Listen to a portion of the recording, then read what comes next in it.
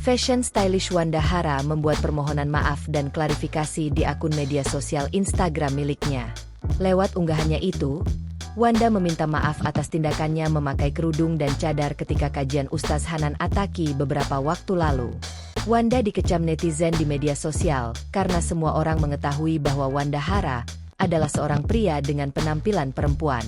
Ketika Wanda hadir di kajian tersebut dan menggunakan cadar, semua orang merasa Wanda mencemarkan pakaian Muslim dan agama Islam. Wanda menyadari bahwa kejadian itu adalah kesalahannya dan sudah meminta maaf kepada pihak terkait termasuk Ustaz Hanan Attaqi.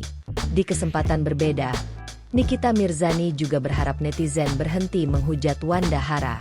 Sebab, menurut dia, Wanda Hara sudah minta maaf dan mengakui kesalahannya. Sudah ya, jangan diperpanjang lagi soal Wanda Hara.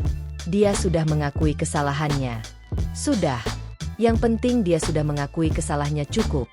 Ucap Nikita Mirzani lewat akun Instagramnya Nikita Mirzani Mawardi 172. Nikita menilai momen ini jadi pelajaran berharga bagi Wanda Hara.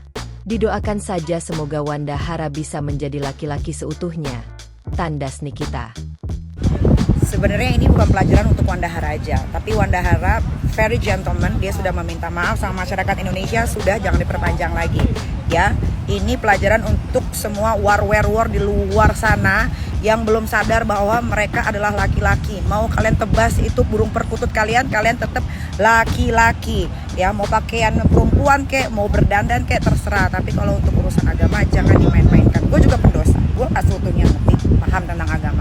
Tapi gue gak akan pernah mainin agama yang gue anut dan gue percaya. Oke? Download Tribun X sekarang. Menghadirkan lokal menjadi Indonesia.